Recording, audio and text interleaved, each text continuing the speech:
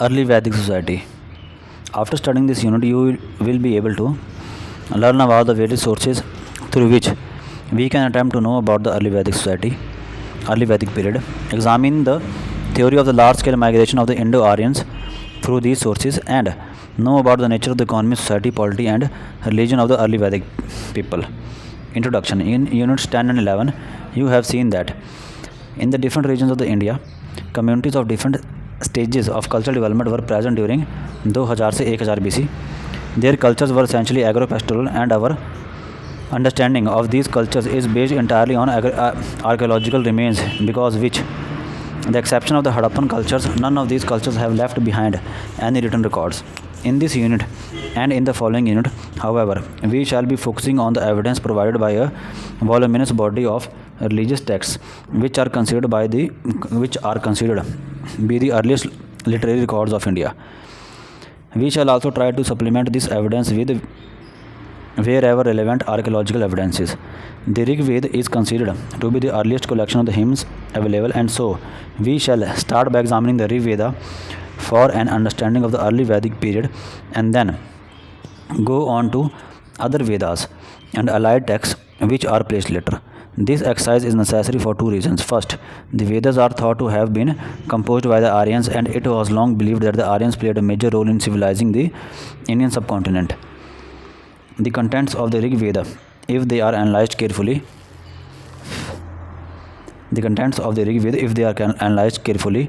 do not give the impression of a very advanced material culture. On the other hand, many of the material traits which are characteristic of Indian civilization are already present in the non-Vedic archaeological cultures in different parts of India. Second, when the contents of the Rig Veda are compared with the contents of the later Vedic society, contents of the later Vedas and allied texts, it becomes clear that the significant changes took place in the Vedic society itself. This means that there was no fixed cultural pattern which can be called Vedic culture or Aryan culture. The core geographical area to which the evidence of the Rig Veda would relate was Saptasindha, or the land of the seven rivers. This would correspond to the whole of the Punjab and its neighboring regions, Haryana. But Rig Vedic geography also included the Gomal Plains, southern Afghanistan, and southern Jammu Kashmir. Indo-Aryan migration from the West Asia into the Indian subcontinent. These migrants, who are regarded as the authors of the Vedas, are called the Vedic people. According to this historical interpretation, the Aryans came to India in several stages or waves. The Aryans are considered to represent a linguistic group speaking Indo-European languages. They are distinguished by traditional historians and archaeologists from the non-Aryan Harappans of the preceding period. However, in making certain observations on early Vedic society, it may be fruitful to see if literary texts and archaeological evidence can supplement each other, if both types of sources are of the same region and of the same period, and they together give us more detailed ideas on economic, social, political, and religious life. Sources. We have two types of sources to study the early Vedic society: literary and archaeological sources. Let us first examine the literary sources for this period. Literary sources. Among the literary sources, we may first refer to the four Vedas: Rig Veda, Samveda, Yajurveda, Atharvaveda. Of these, the Rig Vedas is the earliest text. The word Ved is derived from the Sanskrit word Vid, which means to know. The Vedas are essentially a compilation of prayers and hymns offered by different families of poets and sages to various gods. These four Vedas are also Samhitas in the sense that they represent the oral tradition of the time. Since the hymns were meant to be recited, learnt, and transmitted orally, they were not written when they were first composed. Due to this reason, none of the Samhitas can be dated with absolute certainty. In fact, each Samhita represents a collection through a period over a few centuries. Relative dating in terms of the context of these four Samhitas has led scholars to believe that the period represented in the Rig Veda can be placed between 1500 BC to 1000 BC. The Rig Vedic Samhita comprises 10 books or mandals, of which books 2 to 7 are considered to be the earliest and belong specifically to the early Vedic phase. Books 1, 8, 9, and 10 are considered to be later additions to the Samhita. Scholars found similarities in the languages used in the Rig Veda and the Avesta, the oldest Iranian text older to the Rig Veda. Based on these linguistic similarities and taking into account the chronological precedence of the Avesta over Rig Veda, these scholars suggested that the people represented in both these books belong to a common linguistic group, and they migrated from West Asia and Iran to the Indian subcontinent. These people were called the Aryans. The Aryans had a common original home from where different groups migrated to Europe and the East. However, the debate regarding the original home of the Aryans is no longer valid, since the concept of a common racial identity for the Aryans has now been proved false. But a common linguistic identity is still believed by historians, as on this basis, some of them still insist upon the theory of the Aryan migration. Archaeological sources. Excavations conducted in Punjab, UP, northern Rajasthan along the Indus and the Ghaggar rivers over the last 40 years have unearthed many post-Harappan Chalcolithic settlements from these regions. These have been dated from 1700 BC to 600 BC. You have read about these centuries in Unit 10. You have seen that these Chalcolithic cultures are also called the late Harappan OCP, BRW and PGW cultures. However, we must remember that pottery types do not reflect the entire culture of the people. Different pottery types do not necessarily mean that people who used these pots also differed. Pottery analysis also helps in defining a specific trait of the cultural assemblage, nothing more. Some scholars have made attempts to examine whether the evidence provided by some of these cultures of northwestern and northern India can be compared with what we know from a study of the Vedic texts. The Aryan invasion, a myth or a reality? Was the Aryan invasion a myth or a reality? Let us see to what extent archaeological evidence helps us in answering this question. Archaeologists have attempted to relate the various post-Harappan cultures with the Aryans. The printed gay-ware pottery, which has been dated between 900 BC to approximately 500 BC, has been repeatedly connected with Aryan craftsmanship. Their argument is based on inferences which historians make from their analysis of the literary texts. Hence, archaeologists, following linguistic similarities found between the Rig Veda and the Avesta, tried to find similarities in pottery forms, paintings on ceramics, and forms of copper objects, etc., between post-Harappan and the West Asian Iranian Chalcolithic assemblages.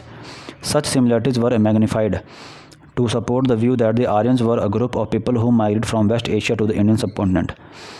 Thus, literary and archaeological sources were made to support one another in order to validate the notion of migration. Linguistic similarities between the Rig Veda and the Avesta are not disputed, but such similarities do not really suggest large-scale migration of people into the Indian subcontinent. Secondly, the similarities which have been found between Chalcolithic artifacts of India and those of the Western Asia are only occasional.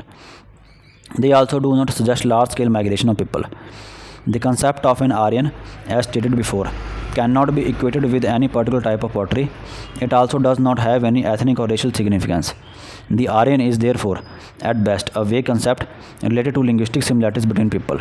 In this context, you should take into account the following points suggested by archaeological excavations at various sites. Earlier scholars believed that the Indo-Aryans caused the downfall of the Harappan civilization by destroying the Harappan towns and cities. They quoted Rig Vedic hymns which invoke Indra to destroy the dwellers of the forts. But archaeological evidence has shown that the decline of the Harappan civilization was not caused by any large-scale destruction brought about by an alien invading group. Attempts to identify the makers of the PGW with the Aryans also do not receive strong support from the archaeological evidence. If the PGW cultures are related to the Aryans, then keeping the theory of the invasion in mind, we should have found this pottery type in the areas of the Bahawalpur and Punjab, that is along the route taken by the so-called Aryan migrants. However, we find these pottery types confined to a particular geographical region comprising Haryana, Upper Ganga Basin and Eastern Rajasthan. It was early thought that there exists a time gap and hence a cultural discontinuity between the late Harappan and the post-Harappan Chalcolithic period. However, recent excavations at Bhagwanpura, Dadheri, Haryana and Manda, Jammu have shown that the late Harappan and the painted grey ware could be found together without any breaks. Hence, invasion cannot be proved on the basis of the excavated sites. What disappeared after Stars of Chas BC was the town and cities of the Harappan civilization and such artifacts as the seal, weights, measures, etc., that is, articles connected with trade and urbanism. The rural structure of the earlier period continued into the 2nd and the 1st millennium BC. The variation found in the archaeological remains of the post-Harappan period in pottery, metal implements and other objects may also represent regional variations in Indian Chalcolithic cultures. Archaeological evidence relating to the period between 2nd millennium BC and 1st millennium BC has thus helped us modifying modify existing views regarding the Vedic Aryans in several ways. First, there is no substantial proof in archaeology that there was large-scale migration of people from Central to Western Asia into the Indian subcontinent around 1500 BC. Second, archaeologically, there is no proof that the Aryans destroyed the Harappan civilization and laid the foundation of a new Indian civilization. In fact, although the Rig Veda repeatedly refers to hostilities and wars between different groups, the so-called clashes between Aryans and non-Aryans communities and cultures are not documented in archaeology. However, since the Rig Veda is the earliest collection of religious hymns available to us, its importance as a document of history is immense. The hymns provide such insights into various aspects of an early societies that would not be available in archaeological evidence. From them, we get insights regarding the nature of economy, social organization, kinship and political organization, religions and cosmological beliefs and so on. Much of this information is relevant also for understanding the nature of Indian society at later stages. We now therefore turn to what we learn from the Rig Veda about the early Vedic society. Economy. The early Vedic society was pastoral, cattle rearing being the dominant occupational activity. The pastoral society relies more on its animal wealth than agriculture produce. Pastoralism is a subsistence strategy adopted by people who live in areas where large-scale agriculture is not feasible due to some environmental and, to a certain extent, cultural constraints. Hymns of the Rig Veda yield extensive evidence of the importance of cattle in the early Vedic society. Many linguistic expressions in the Rig Veda are associated with the cow, that is gau. Cattle was the chief measure of the wealth, and a wealthy man who owned many cattle was called Gomat. The terms used for conflicts and battles in this period were Gavishti, Gaveshan, Gavyat, etc. The former, that is Gavishti, literally means to search for cows. The terms themselves suggest that the possession of the cattle was the bone of contention between groups and led to occasional intertribal fights and conflicts. The Panis, who were the enemies of the Vedic people, are stated in the Rig Veda to have hidden their wealth, mostly cows, in the mountains and forests. The Vedic god Indra was invoked to release these cattle. This reference suggests that the cattle raids were common. The Raja or the chief is called the Gopati, or the one who protects cows. In the Rig Veda, Goduli is used as a term for a measure of time. Distance is called Gavyuti. A daughter is called Duhitra, or one who milks the cows. Kinship units are labeled as Gotra. All these terms are derived from Gau and suggest that social religions and all important areas of Rig Vedic life centered around the rearing of cows. Literary references to pasture lands, cow pen, dairy products, and domesticated animals are also found in most of the hymns and prayers. Compared to the very substantial linguistic evidence for cattle rearing in the Rig Veda, agricultural activities find very few references. Most of the references to the agriculture are of later date.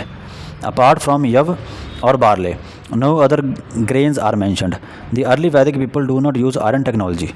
Copper, with which they were familiar, did not have as much value in agricultural operations as iron implements.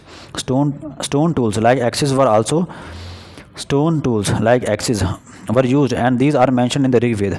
Fire was used to burn down the forest cover, and shifting agriculture was practiced. Further, the region under discussion receives low rainfall, and all the rivers mentioned in the Rig Veda, that is Satluj, Indus, Ghaggar, Ravi, etc., are known to change their courses frequently. Without the facilities of the large-scale irrigation, which were not developed in this period, the alluvial lands near the rivers could not be cultivated on a permanent basis. Thus, the hoes, sickles, and axes mentioned in the text were probably used for slashing purposes or shifting cultivation. The evidence of pastoralism as well as shifting cultivation suggests that the people were either nomadic or semi-nomadic. They moved out of their villages with their herds for a certain period in order to feed their cattle. The literary and archaeological sources do show that the people did not lead a fully sedentary life. The mobile character of the population is seen in the term vis, which also implied a settlement. The suffixes punar, vis, up, vis, and pra, vis, were constantly used, and the settlements were qualified by them to mean settling near, a settlement, re-entering, a settlement, and coming back to the settlement. Gift exchange and redistribution had an important economic role in the society. Tribal conflicts led to the payment of tributes and prestations, that is barley, to the victorious chiefs by the defeated or the subordinate groups. The rest of the clansmen of the victorious tribe had a share in the spoils and booty won in the war. The chief also fed and gave gifts to the clansmen during ceremonial occasions. This was done by him to acquire prestige.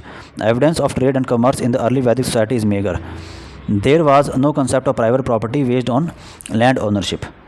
Society. The early Vedic society was a tribal society in which social relations based on the kinship ties was predominant. The society was not divided according to the caste lines, and even Rajas, kings, the Purohitas, priests, the artisans, etc. were part of the clan networks. The tribe was referred to as the Jana, and many references to the different tribes are found in the Rig Veda. Inter-tribal conflicts were frequent, an example being the battle of the 10 kings mentioned in the Rig Veda. Some of the tribes which fought in this battle were the Bhartas, Purus, Yadus, Druyus, the Anus, and the Turvasus. Tribal conflicts, as mentioned earlier, were related to the cattle raids, cattle thefts, etc. The chief of the tribe was the Raja or the Gopati. He was the leader in the battle and the protector of the tribe. His office was not based on heredity, but he was selected from amongst the clansmen. The warrior category was the Rajanya, many clans which formed a tribe. The clans settled in the villages or gram. The basic social unit was the Kula or the family, and the Kulapa, that is, one who protects the family, denoted the eldest male member or the head of the family. Tribe Jan, tribal unit Vis, village Gram, family Kul, head of the family Kulapa. Society was patriarchal. The birth of the son was a common desire of the people. The importance given to the male members is reflected in the hymns where the desire for a son is a constant prayer. Even though society was patriarchal, women had also important positions in it. They were educated and they had access to the assemblies. There are also instances of women who composed hymns. They had a right to choose their partners and could marry late. However, women were always thought to be dependent on their fathers, brothers, or husbands. Education was imparted orally, but the tradition of education was not very developed in this period. The authors of the Rig Veda distinguished themselves from other groups whom they called Dasas and Dasyus. The Dasas are described as dark, full-lipped, snub-nosed, worshippers of the phallus and of the hostile speech. They were rich in cattle and lived in the fortified strongholds. We learn about another people called the Panis who were wealthy in cattle treasures. The term Pani came to be associated with merchants and wealth in the subsequent ages. These groups fought and befriended each other from time to time, and one cannot define them as separate racial or linguistic groups. For example, the most famous chief mentioned in the Rig Veda is Sudas, who led the Bharat tribe in the battle of the 10 kings. The Das ending in his name might suggest some links with the Dasas. However, the presence of different groups in the same area might have contributed to the emergence of the Varna system. Various occupational groups such as those of the weavers, smiths, carpenters, leather workers, chariot makers, priests, etc. are also mentioned. The chariot makers occupied a special social status. There are no references to beggars, wage earners, or wages in the Rig Veda. However, society was economically stratified, and we do not find references to the rich people possessing chariots, cattle, etc., and making generous gifts of them. Polity. The tribal polity was not completely egalitarian. A division is found in the Rig Veda itself, which is seen in the references of the two groups, the Rajanyas, or those who fought the wars and are credited to be the senior lineage, and the rest of the clansmen or the Vis who formed the junior lineage. Though none of the groups occupied a distinct social hierarchy, constant conflicts and intertribal wars helped to create a division in the society. The growing needs for more pasture lands, cattle for the protection of the people, and the settlements all probably contributed to an increase in intra-tribal conflicts and warfare. The clans held large yajnas or sacrifices to help the warrior groups in the wars. In these yajnas, the officiating priest or the Purohita acted as the mediator between his clansmen and the gods. He also invoked the gods' blessing for the tribal chief for his success in the wars. Initially, the whole clan participated in these yajnas on an equal footing. Large-scale distribution of wealth, food, etc. was made during these sacrifices, and members got an equal share. But with the growing incidence of conflicts and fights, yajnas or sacrifices also became important and the Purohita assumed a special status in the society. In the later part of our period, they received a major share of the gifts from the Rajas and assumed a superior position vis-a-vis the other clan members. The office of the Raja also assumed importance on account of wars, etc., and the division between the senior and the junior lineages became sharper. At what point of time these political distinctions became apparent is difficult to state, but we must remember that the 10th book of the Rig Veda contains the Purusha Sukta hymn, and in the later Vedic texts we find evidence of the superior Rajanya groups assuming the status of Kshatriya, a separate Varna by itself. These developments took place after 1000 BC. This does not mean that the society was stagnant during our period of study. In fact, it was changing slowly but surely, leading to the development in the later Vedic phase of a complex socio-political structure. Tribal assemblies. Example, the Gana, Vidhata, Sabha and the Samiti are mentioned in the Rig Veda. The Sabha may have been the council of select clan members and the Samiti perhaps comprises the whole clan. These assemblies performed the functions of the government and administration and were also involved in the selection of the Raja from amongst the clansmen. They thus kept the power of the warriors in check. However, as stated before, though we do not find well-defined political hierarchy in the early Vedic setup, the changes during the period gave rise to a socio-political hierarchy which manifested itself in the origin of the Varna system during the later Vedic phase. Early Vedic society was governed by tribal values and norms and was largely egalitarian. Religion. The religious ideas of the Vedic people are reflected in the hymns of the Rig Veda. They venerated the natural forces around them, like wind, water, rain, thunder, fire, etc., which they could not control, and invested nature with divinity conceived in the human forms, which were mostly masculine. Very few female deities were venerated. The religion thus reflected the patriarchal society and was that of primitive animism. Indra was the god of strength who was invoked to destroy the enemies. He was the god of thunder and was the rainmaker who was asked periodically to release water. He could not be vanquished. Thus, thunder and rain, natural phenomena, were related with strength, which was personified in a masculine form represented in the god Indra. The concept of tribal chief, who was a warlord, is also found represented in the character of Indra. Agni. The next in importance to Indra was the god of fire. He was considered to be an intermediary between heaven and earth, that is, between gods and men.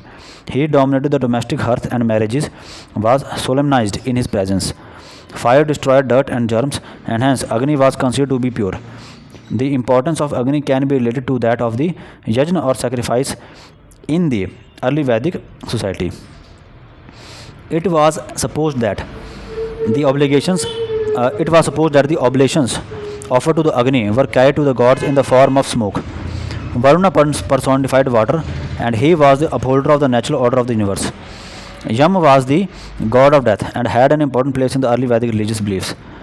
There were many other gods, that is, example Surya, Som, also a drink, Savitri, Rudra, etc., and hosts of celestial beings like Gandharvas, Apsaras, Maruts, to whom prayers and hymns were addressed in the Rig Veda. The Vedic religion was sacrificial. Sacrifices or yajnas were performed to invoke the gods in order to grant boons, either victory in the battles or for acquisition of cattle, sons, etc. We find some hymns dedicated to the power setting in the sacrificial implements, especially to the sacrificial altar, to the stones used for pressing the soma plant, to the weapons of war, drums, mortars, etc. Hymns and prayers were recited in these sacrifices, and generally priests performed these yajnas. The growing importance of the sacrifices in the Vedic society resulted in the growing importance of priests as well. The ritual of sacrifice also led to the growth and development in the knowledge of mathematics and animal anatomy. Elementary mathematics was necessary to make calculations which were required to establish the position of various objects in the sacrificial area. Also, the frequent sacrifices of animals led to a knowledge of their anatomy. For the Vedic people, the world grew out of the vast cosmic sacrifice and was not maintained by the proper performance of sacrifice. Religion was not based on magical ritual formulae.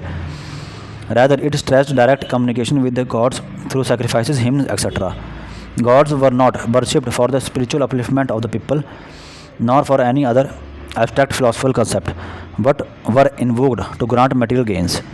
Sacrificial religion is a religion of the pastoral people. Animal sacrifice is rampant in the pastoral society, where the older animals who can no longer produce milk or meat or used for breeding purposes, that is, those who are no longer economically viable are killed in order to lessen the burden of their owner. Hence, animal sacrifice was one way of destroying the old animals and thus had an important role in the society. In the agrarian society, however, older animals are employed in the fields used for traction purposes, and hence the destruction of animals is frowned upon by a society which primarily depends on agricultural activities. Thus, the Vedic religion reflected the patriarchal pastoral society and was materialistic in perspective. Let us sum up. In this unit, you have learnt about the literary and to some extent archaeological sources which help us in reconstruction of the early Vedic society. In the light of archaeological sources, it is difficult to accept the notion of a large-scale Aryan migration. The early Vedic economy was mainly pastoral, and cow was the most important form of wealth. Agriculture had secondary importance in the life of the early Vedic people. The early Vedic society was tribal and basically egalitarian. Clan and kinship relations formed the basis of the society, and family was the basic social unit. Social divisions based on occupations had started, but there was no caste division. In the early Vedic polity, the tribal chief or the Rajan and the priest or the Purohita had important positions. Among several tribal assemblies, the Sabha and the Smiti played very important roles. Though there was no well-defined political hierarchy in the early Vedic setup, the tribal polity was not completely egalitarian. The early Vedic people personified